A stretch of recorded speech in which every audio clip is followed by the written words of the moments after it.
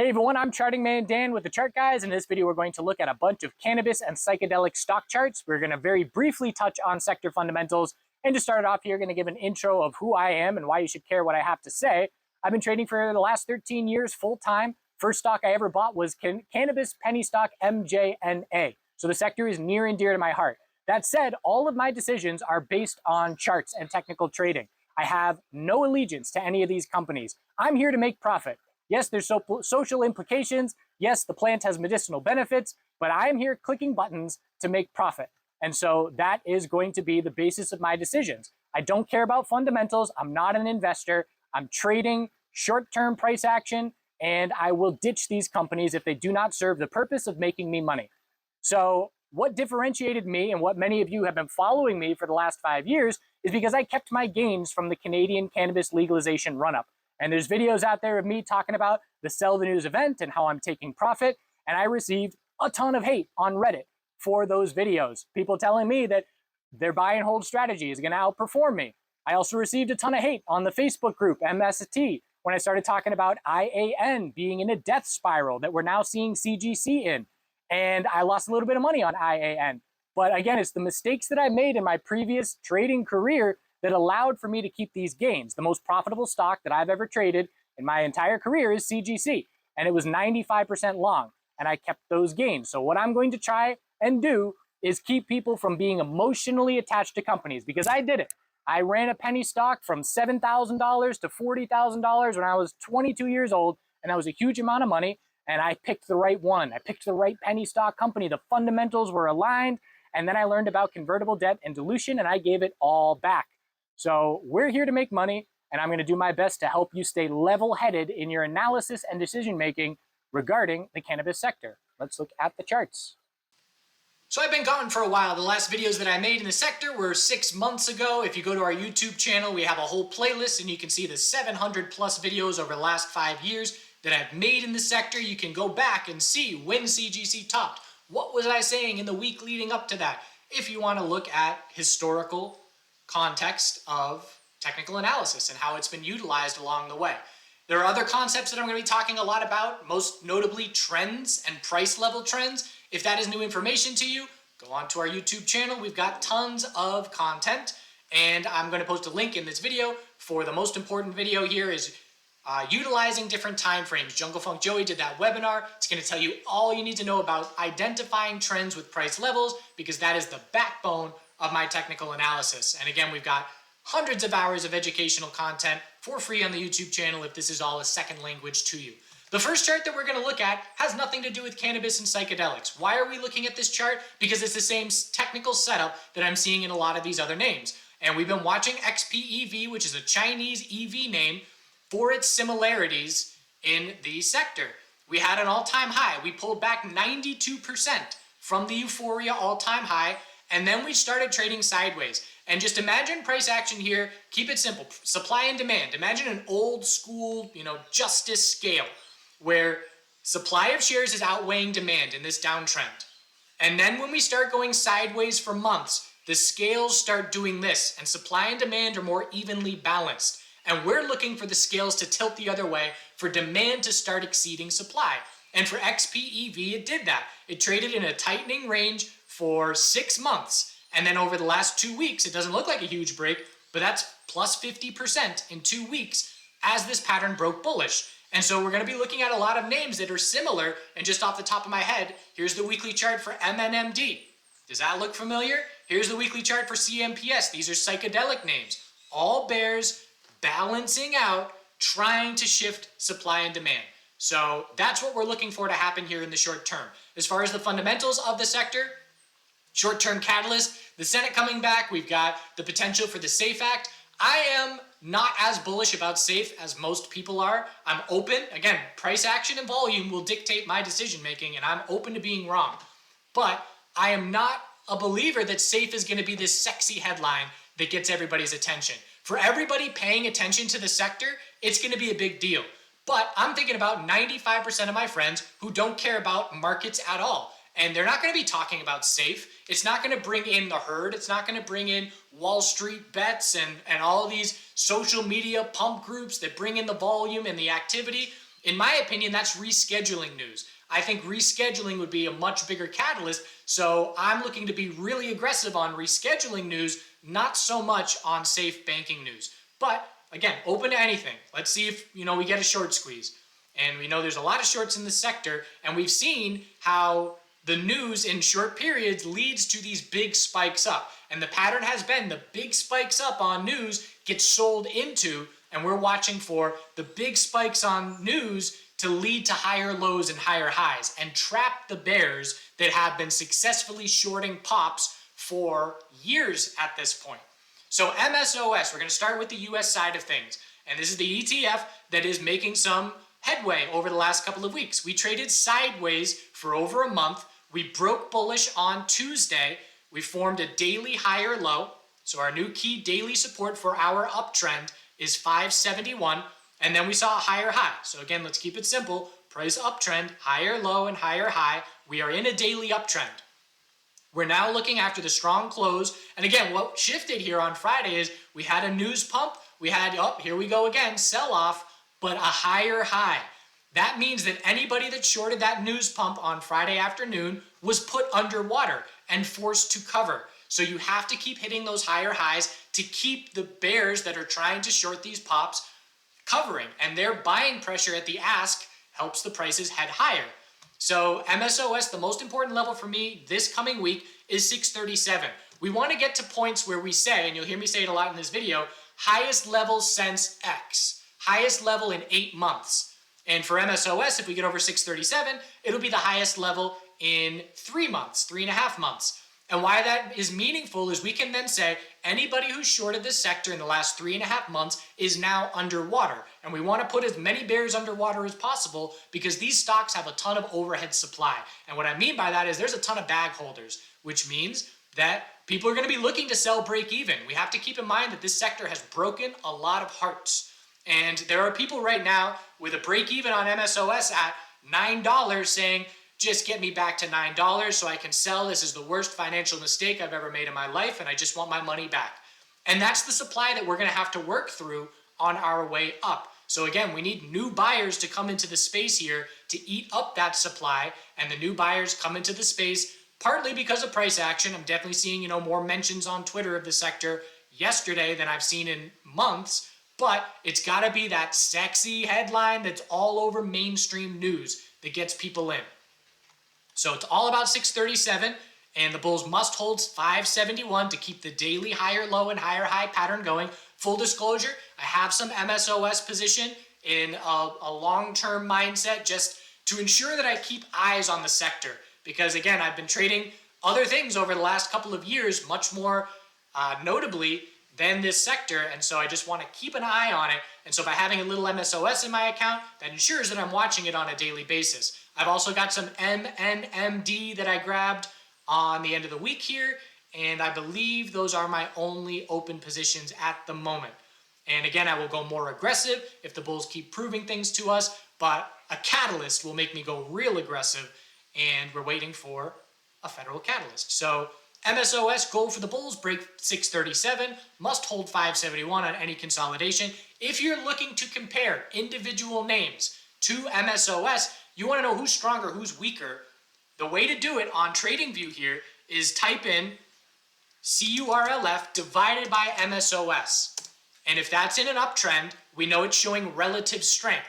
And we can say, looking zoomed out, this is the weekly time frame, that Curaleaf just hit the strongest it has ever been relative to MSOS. That stands out. Let's do another one. TCNNF divided by MSOS. Way weaker. It just hit this week, the weakest it's ever been compared to MSOS. So when I say Curaleaf is stronger and TCNNF is weaker, people are going to want to argue with me because they have their favorite cannabis company based on the fundamentals or whatever their reasoning is. This is a fact. I'm just talking in facts here, and Curaleaf is clearly a much stronger bull than TCNNF right now. So that's a way to measure your individual name that you're watching with the sector as a whole by using these TradingView charts. So let's go down the list now. Curaleaf, again, a lead bull, the most bullish week that we've seen in many months, ever since we topped out on the last safe heartbreak. And so what we're seeing is the highest price levels in Curaleaf that we're seeing since back in January. We're almost at the high of 2023. And so again, anybody short Curaleaf this year is underwater right now. And so big move up this week. One of the lead bulls on Friday, dollar volume starting to pick up again. Whenever I'm measuring dollar volume, I'm just doing rough math. And so I say, okay, 750,000 shares traded on Friday, roughly, we'll call it 380. I just pick a price level in the middle of the range. So 380 times 750,000. I don't know what that is off the top of my head, but it's low $3 million volume. That's not much volume at all. The sector is still very low volume. I need, as a trader, I have rules. Some of my rules that have helped me in this sector: do not invest in names on the OTC. I learned those lessons in my penny stock days a decade ago.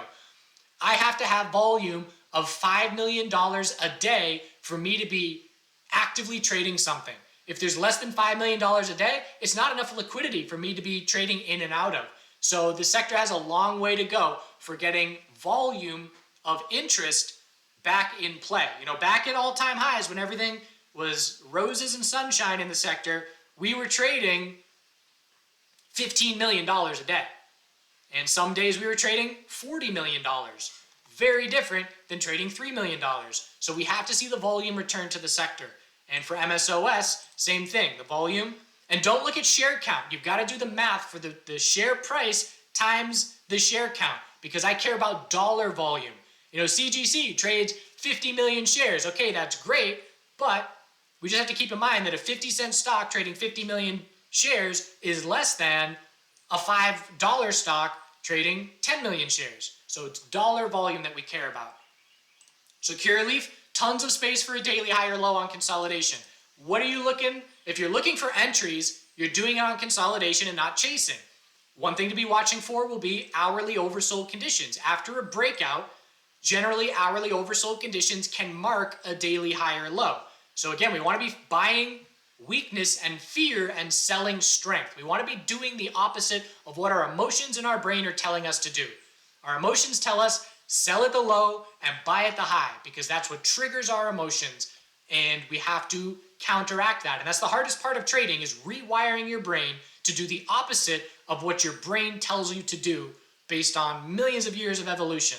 So Curaleaf, daily high or low is the most likely result of next consolidation, because it's anything above 295 and we have a ton of space for it to form. And as far as the next resistance, after the high of 408, we've got 430 and 440 before things open up a little bit, as far as not a ton of resistance immediately after those levels. So the next two most important levels are 430 and 440, and we'll see how long the bulls can maintain the daily uptrend. We've been in an uptrend for a while now, and again, it's just higher low, higher high, higher low, higher high, higher low, higher high. That's an uptrend, and we want to see that on every time frame. So we've got it on the daily. The weekly chart is trying to shift momentum, but let's go big picture. Monthly charts have a ton of work to do. When's the last time we've been in monthly uptrends? Not since the all-time highs. So we can say the next time we have monthly uptrends confirmed in this sector, things will be significantly different than we've seen in years. And so what I have to see is bull follow through, a monthly higher low, and a monthly higher high. And so part of changing long-term trends, you know you have to sit through red months. So we're going to be watching the long-term time frames as well, because we are not full steam ahead for the bulls until we have confirmed monthly, weekly, daily uptrends all aligning. And right now, the monthly charts have a long way to go. And look at I use the EMA 12, the red line here. We held it as support on the way up. It's rejecting as resistance on the way down. And here comes a key test yet again. You hear me talk about EMA 12 a lot because it's a guide of mine. And for Curaleaf, that's the next monthly hurdle that we're looking at. TCNNF, weekly time frame, getting over EMA 12 resistance, the first close over that level since the last safe heartbreak. So that stands out to us. We can say, okay, things are shifting for the first time in the last few months, the last 6 months. Things are a bit different here. Again, tons of work still to do.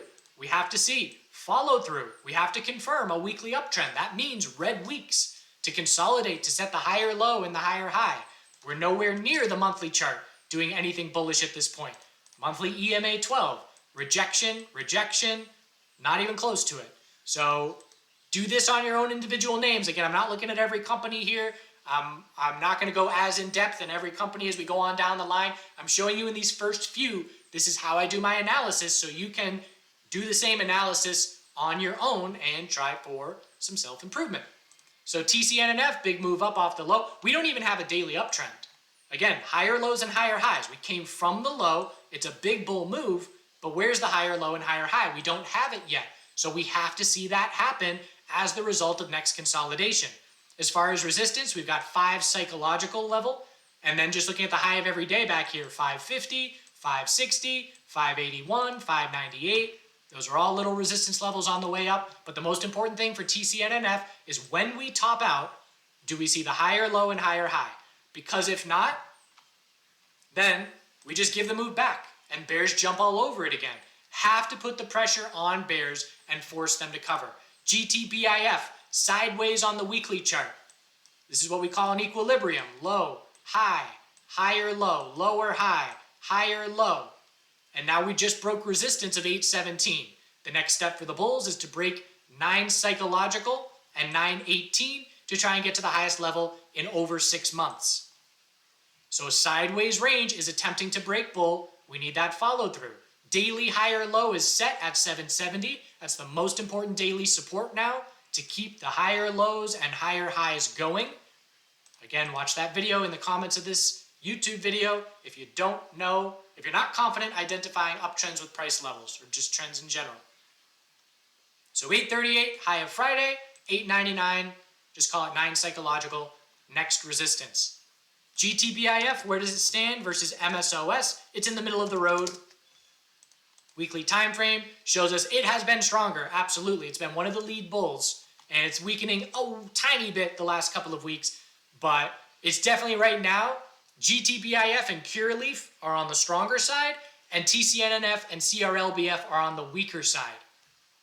CRLBF not doing a whole lot. We would need a bull break of 195. Again, we have a lot of names that are hitting the highs of the last few months, and CRLBF right now needs another 20% to get to the high of May. Whereas the names that we just looked at, not GTBIF yet, but the other names have broken the high of May. So again, a clear difference between these individual names. And my favoring of stocks will be based on entirely relative strength and relative weakness, nothing to do with number of stores or anything like that. I care about the price action, that's it. TRSSF has been getting attention because it had the uplisting, and as of right now, the uplisting has had no impact whatsoever on volume. This name is nowhere near having enough volume for me. That said, I can recognize that the hype leading into the uplisting in Canada, Canadian uplisting, is led to relative strength. TRSSF divided by MSOS just hit the all-time high. It's the strongest it's ever been compared to the ETF. It also broke to the highest level that we've seen in 7 months by getting over 190. That said, it was a little bit of a sell the news reaction. And let's go to TSND, which is the uplisted ticker. You can see, since uplisting, sell the news. That's what happened. Because we ran up into the known news. Again, it's the same thing as the cannabis legalization. When it's a known news event and you run up into it, you anticipate it's a sell the news most likely scenario. Now, will it have a bigger impact over the next year for bringing volume and institutional investors? I have no idea, but price action will tell me if I'm interested in this name or not. And I just know that this volume is not close for me. As I mentioned, $5 million a day is what I need to be comfortable and to have the liquidity that I'm looking for. Just looking for the US ticker here. It just changed, TRSSF. Volume on Friday was $500,000. Not even close. I need 10 times that. So again, when I show favor of the names that I'm analyzing, volume's a factor as well. If it's not something that I'm going to trade, I'm not going to be analyzing it. So I'm going to keep an eye on this name because of its relative strength, but I know I need way more volume to show up to show me that anybody's interested in actually buying this stock. Okay, so now on to Canadian cannabis. And Canadian cannabis has been extremely weak. Will we see them benefit from any positive catalysts in the US? Yes. And right now, the biggest advantage the Canadian names have is they are traded on the NASDAQ. And that means volume and liquidity. I can market order as a trader, TLRY, and be filled instantly with no slippage. If I do that on any of these OTC traded names, it takes longer to fill, there's significant slippage, it's a different game as a full-time trader. And so I know that if that's the case for me, where I'm way more comfortable trading the NASDAQ names versus the OTC, that's the case for thousands or tens of thousands of people. The full-time traders, the big money, needs the liquidity and the higher listed exchanges. That's why so many people are looking for these US names to uplist. When the Canadian names uplisted, it was a huge catalyst. It was also an aligning of the narrative and the legalization and all of that, but it was a huge game changer as far as the ability to trade these names actively. So CGC has been in a death spiral. Look up my YouTube video, TheChartGuys Dilution, and I will talk about, I used ACB as the death spiral example in that video, but CGC followed suit. There's a ton of shorts in this sector. We can see short squeezes, but a name like CGC, which has the potential of going to zero, we've had analysts come out recently saying that's a possibility. The short squeezes are jumped on by the bears. And so we had this short squeeze of 50% plus in one day, and then we gave it back in 2 days as the bears jumped all over it again. So I'm very curious to see, does big money jump on these names to punish the shorts? If there's a catalyst, they will do that. We saw it in GameStop and these Reddit names back in a couple years ago in that euphoria. Big players jumped on GameStop not because they cared at all about GameStop fundamentals. Some did, but most didn't. It was hedge funds recognizing an opportunity to punish overconfident bears. That can happen as a possibility in this sector. But again, you've got to have the news catalyst to get the herd involved. The only reason the hedge funds were working on that short squeeze was because they knew how much attention was on that name and how much social media hype and euphoria was surrounding it. So it's worth keeping an eye on. Fundamentally, you can make all the arguments you want that MSOs are the place to be looking, but if the price action and the volume is in TLRY or CGC, that's where I'm going to be looking for opportunity. I'm open to anything. No allegiance whatsoever. So for CGC, if we can break 6329, that will show us the first shift in many months, because the bears have had more control than I've ever seen on I won't say that. It's had a ton of control over the last 5 months. And so, simple statement. Anybody that shorted this short squeeze from Tuesday will be underwater if 6329 breaks, and they'll be forced to buy at the ask and help propel it higher. If we do not break that level, bears don't have anything to worry about. So we do have a double bottom, but you must break 6329 on increasing volume or nothing changes.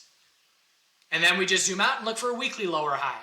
We haven't even touched weekly EMA 12 in 5 months. TLRY has been extremely weak as well. It's trying to bottom out. Anything on the weekly chart under 264 is just a weekly lower high, which means we can go 50% Monday and still be in a weekly downtrend. So again, we're not going to forget that we've got to change trends one long-term time frame at a time, and it takes a long time to do that. To change a monthly trend, it takes multiple months going up, a couple months of pullback, and then multiple months of going up. So on the daily chart for TLRY, bulls have to get over 174 to try and start shifting momentum in their favor. There's a base of support at 150, but again, the bears are going to keep jumping on these names. And one thing that the bears have in their favor is time. Any headline that we get, the possibility of safe, the possibility of rescheduling sometime this year, it's always an outlook of weeks or months. And so bears don't have anything to worry about. As soon as the rescheduling news came out, sometime by the end of the year, that pretty much tells us don't expect a decision in the next couple of months. And that, as a bear, would be a sigh of relief of, okay, well, they're not going to surprise me with this decision in the next 3 weeks, so I've got the green light to be safe from that headline for a while. Gotta see the bulls, make them prove it. Make these bulls earn your money. It's your hard-earned capital.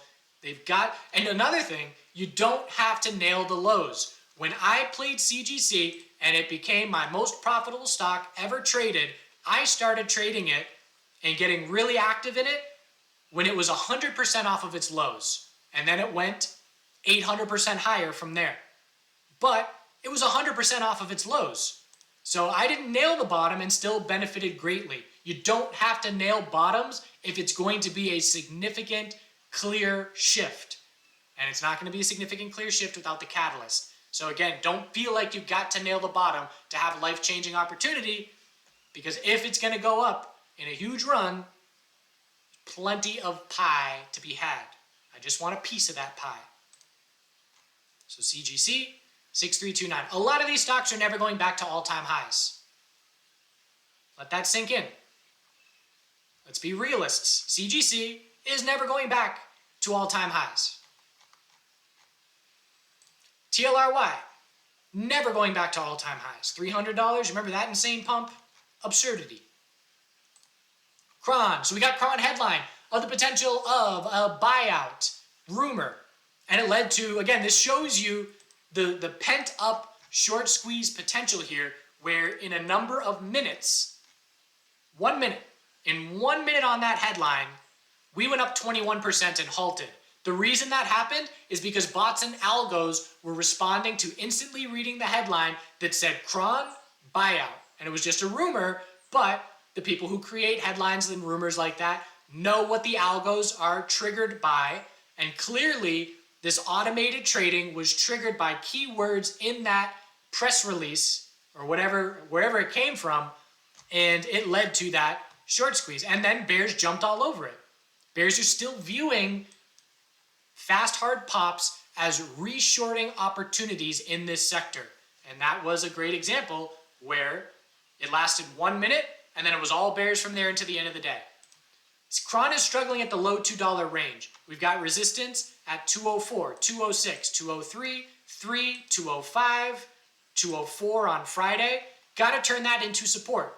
Got to get over 206 and then not fall back down below those levels if we're going to see a shift. Cron has been a bit stronger than TLRY and CGC over the last number of months. Again, want to compare Cron divided by TLRY. Cron just hit the strongest it's been compared to TLRY in years. So, keeping an eye on it. But volume, still not ideal. Even with these high volume days, well, $10 million, all right. That's certainly enough for me. It's starting to pick up a bit. So again, should you be focused on US? And also keep in mind, I'm a full-time trader, so you shouldn't be doing what I'm doing unless you're a serious trader putting in many hours every day into this. So everybody's game plan is going to be different. Which names should you be focusing on? I like diversification. I like, a bunch of focus on the US names, but keeping an eye out to see if some of these Canadian names get that short squeeze potential. It's easier to short names, just like it's easier to long names on the NASDAQ, it's easier to short names on the NASDAQ, and so there's very high short interest in these names. Need the catalyst. Need to force the shorts to cover. All right, on to psychedelics. Psychedelics, I don't like long-term investment in this sector. I just think about the fundamentals. I know how much mushrooms cost. I know how easy they are to grow. I know how much you consume them. Mushrooms changed my life. Huge part of my success as a trader. But it's not a long-term investment opportunity in my opinion. I'm here for the hype in a shifting social paradigm. I'm here for any shifting laws for opportunity in trading. I'm here to ride the hype wave, lock in my profit, see you later. Very transparent. I'm not attached to any of these companies. So again, that is my mindset. I think the psychedelic sector will have a run where they go up hundreds of percent on hype and euphoria. And then unfortunately, probably a whole ton of bag holders will be created there. It happened in 3D printing. It's happened in crypto multiple times. I've seen this hype, euphoria to fear, despair cycle at least 6 major times in my trading career. And so watching for the psychedelics to try and get a turn. They already had some of a turn. MNMD was up at $86 back in 2021 and dropped down to $2. But again, I like the tightening sideways range here. And for the bulls to get going, we need a break of $3.88 and $4 to start things off. And then if we clear $4.28, we could say we're at the highest levels that we've seen in 8+ months. I made an entry on Friday, and my game plan is, again, higher lows and higher highs. We set a higher low at 351. That is the most important level for me. So I made an entry pretty much right at 374 on Friday, looking for the possibility that this is a daily bull flag. I will stop out of this trade if 351 breaks, because we will lose the daily uptrend if that level breaks. And so I set up my trade game plan saying, okay, if I put in this much of a position size and 351 breaks, I will lose this many dollars. I already know the worst case scenario. I put a stop loss on every single trade. Again, I learned my lessons of being a bag holder. I will never be a bag holder again in my entire life. If you made those mistakes, you can correct them. And those mistakes in my early trading career allowed for me to excel as a trader later in my career. There's going to be endless opportunities in markets. Learn from your mistakes and never repeat them. I will exit if 351 will break. I already know the worst case scenario. I've already accepted that I've lost that money. Anytime I enter a trade and place my stop loss, in my mind I visualize, okay, if that level breaks, I have that much money. I'm okay with that risk reward. There we go. Already accepted before it even happens. What I need to see is a break of 388 to tell me that I made a good entry. And so, burden on bulls this coming week to break those levels. Bigger picture, again, break this sideways range bullish and follow the path of XPEV. XPEV broke 1168 and 1310 very shortly after. Bulls want to see MNMD break 388, $4, and 428, all in the same move to show us the very clear shifting of the scales where demand exceeds supply. CMPS is the same tightening range. Low, high, higher low, lower high, higher low. Big bull move this week. What did that come from? Well, Joe Rogan. They were on Joe Rogan talking about CMPS back, I believe it was the 27th. Forget the exact date, but it was back here. And that's what happened as a response. Look where we rejected. Does technical analysis work? You be the judge. I've got the results to prove it. But we rejected from resistance by 1 penny in extreme overbought conditions. The RSI on every short-term time frame was pushing 90. Extreme overbought straight into resistance. And so from that level into the end of the day, we pulled back over 10%. Just about 10%. A resistance level that you could see from space. Everybody was looking at that level and they acted on it. Bulls took profit into that resistance, bears shorted that resistance, and they had a nice trade, keeping us range bound. We must break 1087, 1115, 1148 if this move is going to get going. Very similar setup on CMPS and MNMD. The biggest difference is MNMD gave us a daily higher low on Thursday. MNMD doesn't have any clearly established daily support nearby. So we need another daily higher low, next consolidation, to give us a new benchmark level of support to ensure that we're still going up with higher lows and higher highs. ATAI, tightening range. This is the weekly chart. Low, high, higher low. It's all about 225. If you get over 225, you're at the highest price that we've seen the entirety of 2023. Pretty much. Not exactly, but the vast majority of 2023. If you are trading ATAI, you want to see the other names break bull. It's a team game here. And I always see people on social media bashing other stocks in the same sector. It's like, man, the rising tide raises all ships. You want the names that you're not invested in to be going up as well. I want all names to be breaking bull to gather the interest in the searches, the spikes on social media. They're all on the same team. So, I know you want your name to go up and everything else that you didn't put money in to not be going up, but it's not the mindset to be in for this sector, for any sector. PSIL is the ETF for psychedelics. Again, volume, not even close. We traded $100,000 on Friday.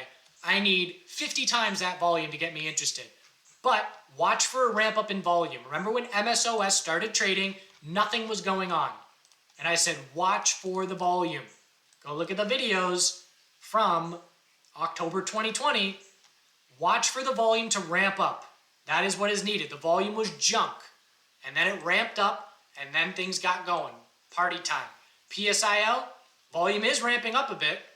Looking at the weekly chart, need to see that. This orange line here is the 20-period average volume. So this is the 20-week average volume.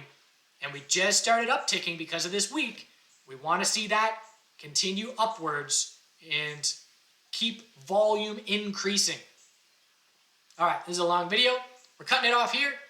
Lots to talk about. Again, I do daily YouTube analysis in the stock market, looking at the entire market, which is a factor. If we start to see fear in the broader market, it's going to negatively impact this sector.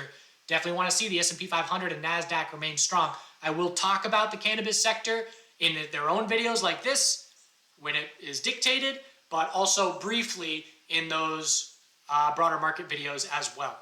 Appreciate your attention. Thanks for the supports and the likes and all that stuff along the way. Let's see what next week brings. Do good things.